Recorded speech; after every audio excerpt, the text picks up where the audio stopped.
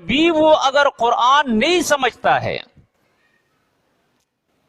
نحو و صرف تو اس کو آ گئے، منطق تو اس کو آ گیا، مناظرے کا ڈھنگ تو اس نے سیکھ لیا، ادب اور فلسفہ تو اس نے پڑھ لیا، گلستان اور بوستان میں تو وہ ماسٹر ہو گیا، کنز اور قدوری تو اس کو آ گیا،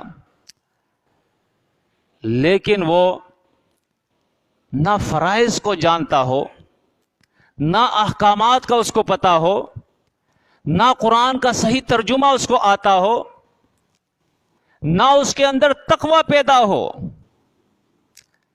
تمام مدارس کے اندر سب سے زیادہ زور اس بات کے اوپر ہوتا ہے کہ اہل حدیث مدرسے جب وہ فارغ ہو تو اہل حدیث بن جائے، دیوبندی مدرسے سے فارغ ہو تو مسلک دیوبند کے ساتھ وہ چمٹا رہے، اور بریلوی مسلک سے جب فارغ ہو تو وہ پکا بریلوی بن جائے۔ کوئی مدرسہ اس کو مسلم نہیں بناتا، مومن نہیں بناتا، اس کا تعلق اللہ سے نہیں جوڑتے، اس کے اندر فکر آخرت نہیں پیدا کرتے، اس کے اندر تقوی نہیں پیدا کرتے ہیں۔ ہم مدارس کے خلاف نہیں ہے، ہم کہتے ہیں ان مدارس کی اصلاح ہونی چاہیے، مدارس کا مقصد پہچانا جائے کہ مدرسے کا مقصد کیا ہے۔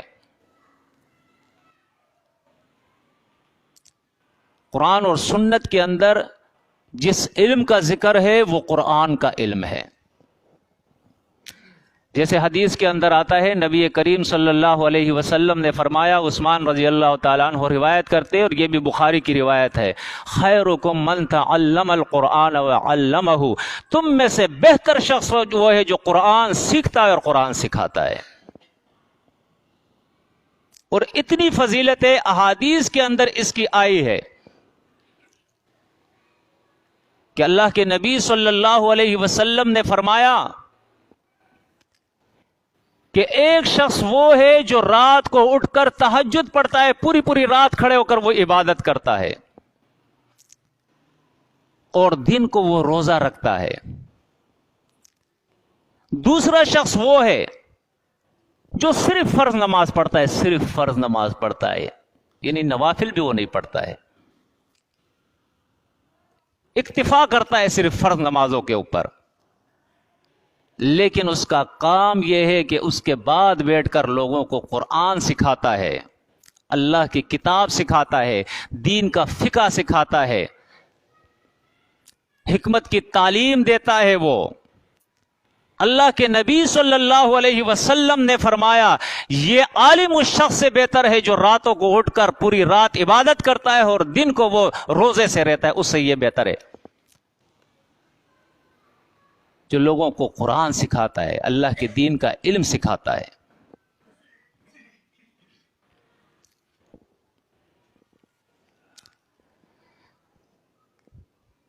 ایک حدیث کے اندر آتا ہے، اللہ کے نبی صلی اللہ علیہ وسلم نے اس کو اللہ کا ایک احسان بتایا ہے، فرمایا، معاویہ رضی اللہ تعالیٰ عنہ روایت کرتا ہے اور یہ بخاری اور مسلم کی روایت ہے، من یرید اللہ بہ خیرا، جس کے بارے میں اللہ خیر کا فیصلہ فرما دیتا ہے تو فرمایا یفقہہ فی الدین، اللہ اس کو دین کی فقہ نصیب فرماتا ہے۔ آج ہمارے یہاں بھی فقہ ہے، حنفی فقہ ہے، شافعی فقہ ہے، جعفری فقہ ہے، یہ فقہ نہیں ہوتے ہیں، فقہ قرآن کا ہوتا ہے۔ اللہ کے نبی صلی اللہ علیہ وسلم نے قرآن کے فقہ کا ذکر کیا ہے، تفقہوا فی الدین، تفقہوا فی القرآن، قرآن کا فقہ حاصل کرو، دین کا فقہ حاصل کرو، کسی مذہب کا فقہ نہیں ہوتا ہے، کسی شخصیت کا فقہ نہیں ہوتا ہے۔ فقہ سمجھ کو کہتے ہیں، سمجھ کسی شخص کی نہیں ہوتی ہے، کسی مسلک اور کسی مذہب کی نہیں ہوتی ہے، سمجھ اللہ کی کتاب کی ہوتی ہے، سمجھ اللہ کے دین کی ہوتی ہے۔ بعض بات ایسی ہوتی ہے کہ وہ حقیقت پر مبنی ہوتی ہے، سمجھ میں بھی آتی ہے، لیکن جن لوگوں کے اندر تعصب ہوتا ہے ان کے سمجھ میں یہ باتیں نہیں آتی ہیں، اور جن کے اندر اللہ کی خشیت ہوتی ہے وہ حق کو حق ضرور کہتے ہیں۔ پھر ایک حدیث کے اندر آتا ہے، ابن مسعود رضی اللہ تعالیٰ عنہ روایت کرتے ہیں، اور یہ بھی بخاری مسلم کی حدیث ہے، لا حسد الا فی اثنین۔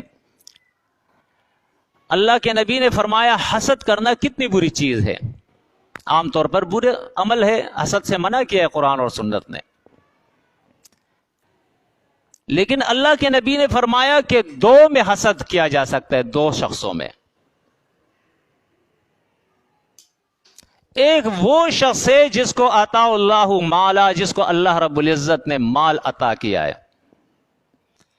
فَصَلَّتَهُ عَلَى هَلَكَتِهِ، اور وہ اس کو خرچ کرنے کے اوپر مسلط ہو گیا ہے، اللہ کے راہ میں لگا رہا ہے، حق کے لیے لگا رہا ہے۔ اور دوسرا وہ شخص ہے جس کو اللہ رب العزت نے اپنے دین کا علم دیا ہے،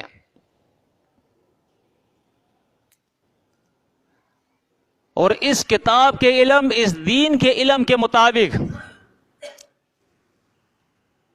وہ فیصلے کرتا ہے اور یہی دین لوگوں کو سکھاتا ہے۔ یعنی حسد کسی کے بارے میں کرنا جائز نہیں ہے، لیکن اگر اللہ نے کسی کو مال دیا ہے اور وہ بدریغ اللہ کے راہ میں اس کو لگا رہا ہے، تو ایسے شخص کو دیکھ کے حسد آدمی کر سکتا ہے کہ کاش میں بھی یہ ہوتا۔ اور ایک وہ اللہ کے دین کا عالم ہے جس کے پاس قرآن کا علم ہے، دین کا علم ہے، سنت کا علم ہے، اور وہ خود اس پہ عمل کرتا ہے، اس کے مطابق فیصلے کرتا ہے، اور لوگوں کو بھی وہ سکھاتا رہتا ہے۔ ایسے شخص پہ بھی حسد کیا جا سکتا ہے کہ کاش ایسا میں ہوتا۔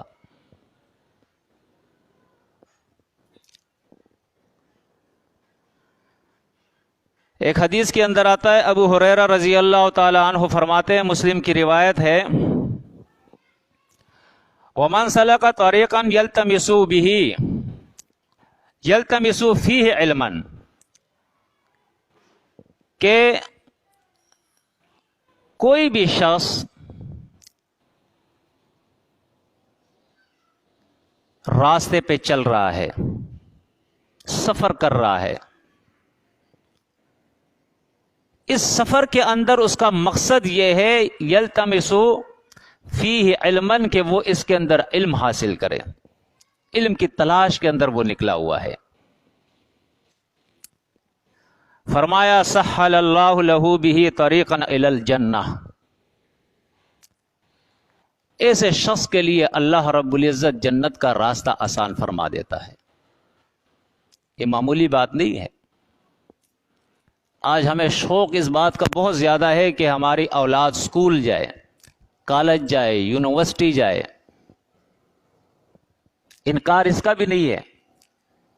اس کا تعلق بھی اس علم سے ہے جس کو فن کہتے ہیں۔ یہ دنیا کا فن ہے، دنیا کمانے کا فن ہے، دنیا میں رہنے کا فن ہے، آپ ضرور حاصل کریں۔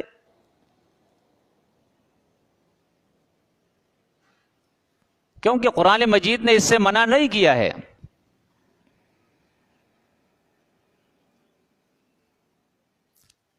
لیکن اس دنیائی علم کے اوپر اللہ کی دین کا علم، اللہ کی کتاب کا علم، اس کو فوقیت ہونی چاہیے، ترجیح ہونی چاہیے۔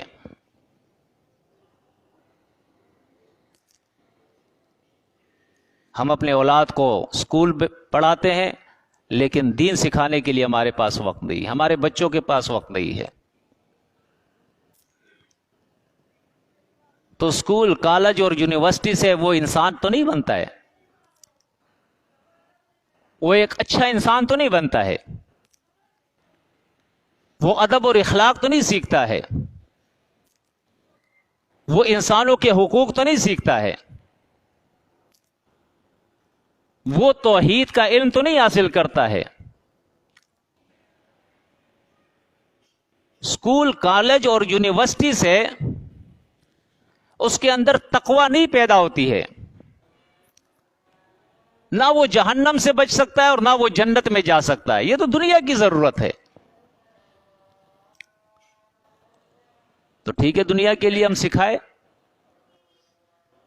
لیکن آخرت میں جہنم سے بچنے کے لیے اور جنت میں جانے کے لیے اور دنیا کے اندر اس کی زندگی اسلام کے قوانین کے مطابق ہو جائے, اس کے لیے بہت ضروری ہے کہ ہم اس کو قرآن کا علم بھی سکھائیں.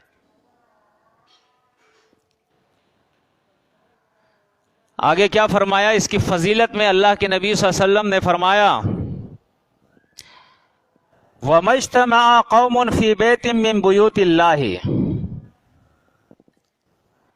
اور فرمایا کسی گھر میں اللہ کے گھروں میں سے, یعنی مساجد میں سے کسی بھی مسجد کے اندر لوگ جمع نہیں ہوتے, اجتماع نہیں کرتے ہیں, لیکن جب وہ اجتماع کرتے ہیں کس لیے کرتے ہیں؟ یتلون کتاب اللہ, یتلون کتاب اللہ, اللہ کی کتاب پڑھتے ہیں. رشید البیان نہیں پڑھتے ہیں, قصص الانبیاء نہیں پڑھتے ہیں, تبلیغ نصاب نہیں پڑھتے ہیں, وہ اللہ کی کتاب پڑھتے ہیں. یتلون کتاب اللہ. حقیقت کو ماننا چاہیے, غصہ نہیں ہونا چاہیے کہ بھائی ہماری کتابوں کا کیوں نام لیا گیا. نہیں, اگر آپ کی کتابوں کا نام لیا ہے تو ساتھ میں یہ بھی تو بتایا ہے نا کہ ان کتابوں کے مقابلے میں اللہ کی کتاب پڑھی جائے. آپ اتفاق کرتے ہیں یا نہیں اس سے؟ کیونکہ آپ کا تو دعویٰ ہے نا کہ ہماری کتابوں میں تو اور کچھ نہیں ہے, وہ بھی یہی ہے. تو جب وہ بھی یہی ہے تو آپ وہ کیوں پڑھ رہے؟ آپ یہ پڑھے, فرق ظاہر ہو جائے گا. پھر آپ کو پتہ لگ جائے گا کہ نہیں, اللہ کی کتاب خالص ہے اور اس کے اندر کچھ اور بھی ہے. بزرگوں کے قصے بھی ہیں اس کے اندر, صحیح کے ساتھ موضوع اور من گڑت روایتیں بھی ہے, قرآن کی آیتیں بھی ہے, لیکن قرآن کی مخالفت بھی اس کے اندر ہے. حق اور باطل کو ایک کر دیا ہے اس کے اندر. تو فرمایا کہ اللہ کے گھروں میں سے کسی گھر کے اندر جب لوگ جمع ہوتے ہیں, یتلون کتاب اللہ, اللہ کی کتاب کو پڑھتے ہیں. وَيَتَدَارَسُونَهُ بَيْنَهُمْ, اور آپس میں اللہ کی کتاب ہی کی درس اور تدریس کرتے ہیں. اللہ کی کتاب کا درس اور تدریس. آج کوئی شخص, میں کسی کا نام نہیں لینا چاہتا ہوں لیکن مجبوری میں لے لیتا ہوں, کوئی شخص تبلیغی جماعت میں چلا گیا ہے, اس نے 30 سال گزارے, اور آپ اس سے پوچھ لے قرآن کے ترجمے کا, اس کو نہیں آتا ہے. 6 نمبر سے آگے وہ نہیں بڑھتا ہے. تو یہ زیادتی نہیں ہے؟ اس قوم کے ساتھ یہ زیادتی ہے کہ ایک شخص اپنا مال لگاتا ہے, جان لگاتا ہے, وقت لگاتا ہے, 30 سال اس نے آپ کے ساتھ گزارے ہیں, آپ نے پھر بھی اس کو قرآن نہیں سکھایا. یہ ظلم ہے. اللہ کی کتاب کی قدر نہیں ہے, اس کی اہمیت نہیں ہے. اللہ کے نبی صلی اللہ علیہ وسلم نے فرمایا یتلون کتاب اللہ ویتدارسونہ بینہم, وہ لوگ اللہ کی کتاب پڑھتے ہیں جو اللہ کی مسجد کے اندر وہ جمع ہو گئے, اللہ کی کتاب کی درس و تدریس کرتے ہیں. الا نزلت علیہم السکینہ, ایسے لوگوں پر اللہ کے طرف سے سکینہ نازل ہوتا ہے. سکینہ, اطمینان, سکون اور اطمینان کی بارش ہوتی ہے اللہ کی طرف سے ایسے لوگوں پر. یہ واحد کتاب ہے, اللہ جانتا ہے.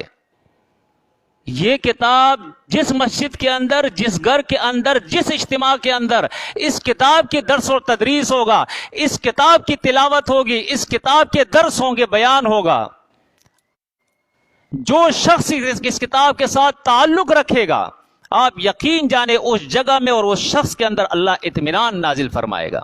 اس کے دل کے اندر اطمینان ہوگا, اس کی زندگی کے اندر اطمینان ہوگا, اس کی اولاد کے اندر اطمینان ہوگا, اس کے کاروبار کے اندر اطمینان ہوگا.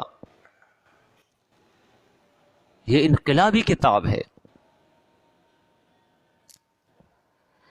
فرمایا وغشیتہم الرحمت, اور اللہ کی رحمت جو ہے وہ ان کو اپنے آغوش میں لے لیتی ہے. کتنا بڑا مقام ہے. اس کا معنی یہ ہے کہ اللہ کے عذاب سے یہ لوگ بچے ہوتے ہیں، اللہ کی رحمتیں ان کے اوپر نازل ہوتی ہے۔ وَحَفَّتْهُمُ الْمَلَائِكَةُ، اور ملائکہ ان کا گھیرا لے لیتے ہیں، ان کے چاروں طرف ملائکہ آتے ہیں، ملائکہ کا نزول ہوتا ہے ان کے اوپر۔ یہ کسی اور کتاب کے بارے میں نہیں کہا، یہ کس کے بارے میں کہا؟ اللہ کی کتاب کے بارے میں۔ یہ فضیلت کسی اور کتاب کی نہیں ہے۔ ٹھیک ہے اور کتابیں آپ پڑھتے رہیں، یہ فنون ہے، آپ سیکھتے رہیں، لیکن اگر آپ کو رب راضی کرنا ہے، اپنی زندگی کے اندر تقوی اور انقلاب پیدا کرنا ہے، آپ نے اگر اسلامی معاشرے کو عملی شکل دینی ہے، آپ نے اگر قوموں کی اصلاح کرنی ہے، آپ نے اگر لوگوں کے عقائد اور اعمال کی اصلاح کرنی ہے، اگر آپ نے اس دنیا کے اندر اسلام کو غالب کرنا ہے، اگر آپ نے اپنی آخرت کو بچانا ہے، اگر آپ کو جہنم سے بچنا ہے اور جنت میں جانا ہے، تو ایک ہی راہ ہے، ایک ہی راستہ ہے کہ اللہ کی کتاب کو اپنانا ہوگا، اللہ کی کتاب کے ساتھ تعلق ہوگا، اللہ کی کتاب کے درس اور تدریس ہوں گے، اللہ کی کتاب کی تبلیغ ہوگی، اللہ کی کتاب کا بیان ہوگا، اللہ کی کتاب کے مطابق فیصلے ہوں گے، تب جا کے دنیا کے اندر امن آئے گا، سکون آئے گا۔ فرمایا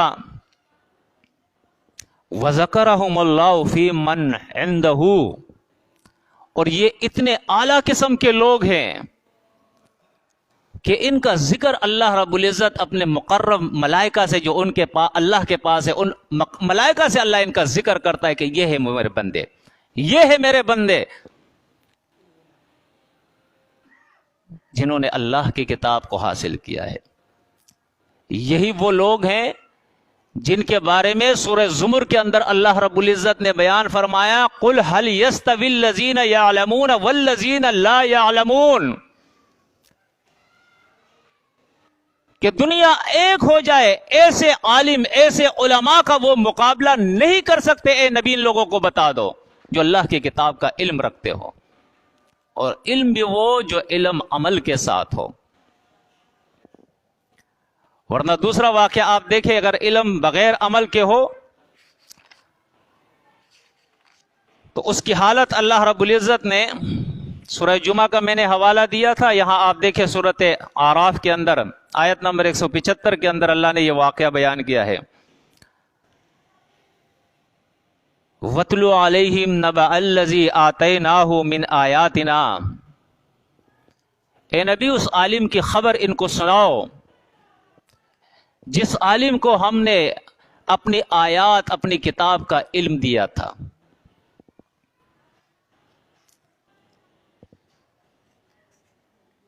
اس سے میں تھوڑا سا سورہ جاسیہ کی طرف آتا ہوں، جو آیت میں نے آپ کے سامنے بیان کی تھی، فَبِأَيِّ حَدِيثٍ بَعْدَ اللَّهِ وَآيَاتِهِ يُؤْمِنُونَ وَيْلٌ لِكُلِّ أَفَّاكٍ أَثِيمٍ، ہر جھوٹے اور گناہگار کے لیے ہلاکت اللہ فرماتا ہے۔ یسمع آیات اللہ، اللہ کی کتاب کی آیت سنتا ہے، تتلا علیہ جو اس کے سامنے بیان ہوتی ہے، ثم یصر مستکبرا، پھر بھی وہ استکبار کرتا ہے، تکبر کرتا ہے، اور غلط کے اوپر وہ اڑا ہوا ہے، قرآن کی مخالفت پہ وہ اڑا ہوا ہے، کأن لم یسمعها، گویا کہ اس نے اللہ کی کتاب کی آیت سنی نہیں ہے، ایسا۔ فبشرہ بعذاب علیم، فرمایا عذاب علیم کی اس کو بشارت دو۔ کیوں؟ وَإِذَا عَلِمَ مِنْ آیَاتِنَا شَيْئًا اتَّخَذَهَا هُزُوًا، میری کتاب کی آیت میں سے کسی آیت کا علم جب اس کے پاس آتا ہے تو سرنڈر ہونے کے بجائے، مان لینے کے بجائے کیا کرتا ہے؟ اتخذها هزوا، اس کے ساتھ مذاق کرتا ہے، اللہ کی کتاب کے ساتھ، اللہ کی کتاب کے ساتھ مذاق کرتا ہے۔ نبی کریم صلی اللہ علیہ وسلم نے ایسے شخص کے لیے، ایسے لوگوں کے لیے بڑی وعیدیں دی ہے کہ جو اللہ کی کتاب کی ایک آیت لے کے دوسری آیت پہ اس کا ضرب لگاتا ہے،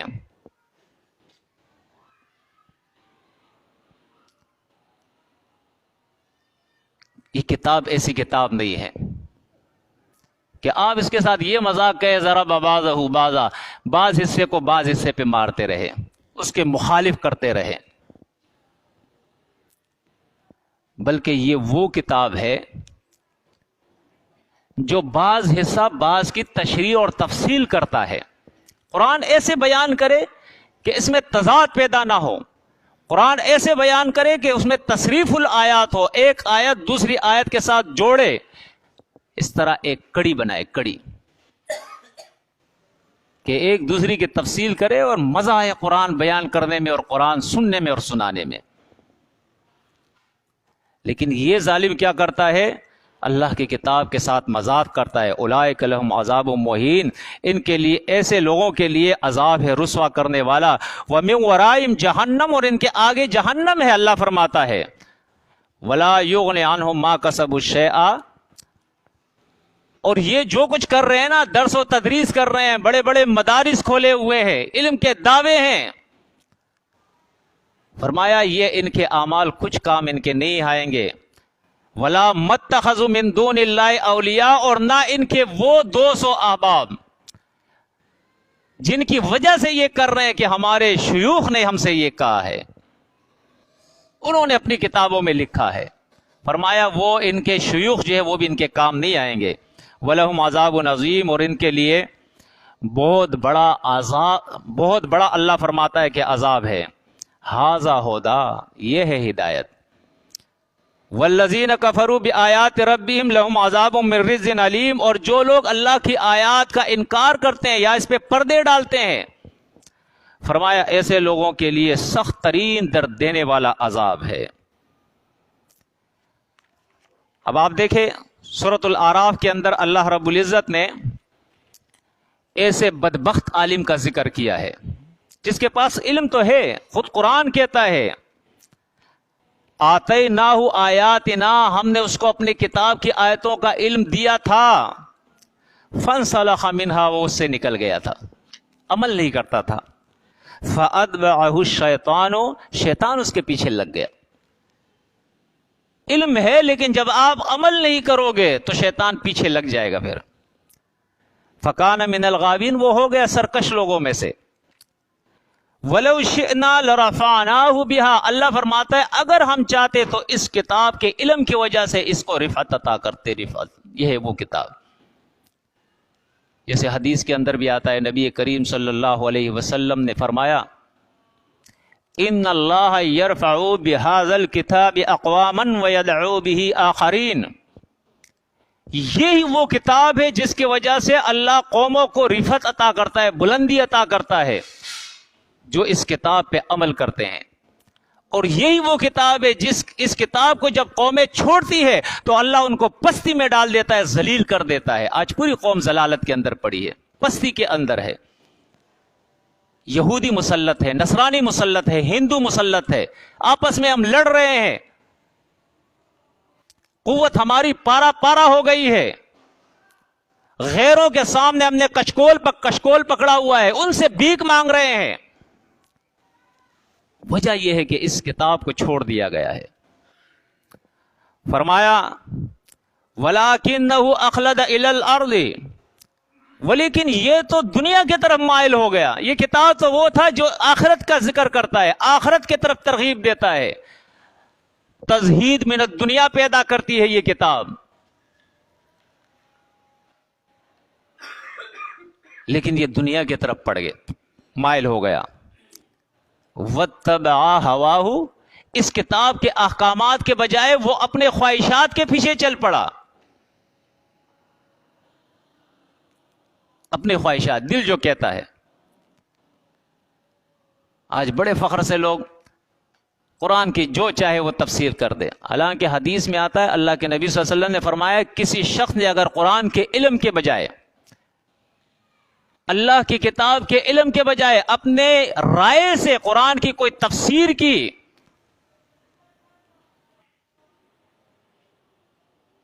اور وہ تفسیر کسی مقام پہ کسی آیت کی اگر وہ صحیح بھی ثابت ہو گئی تب بھی اس نے اس نے خطا کیا،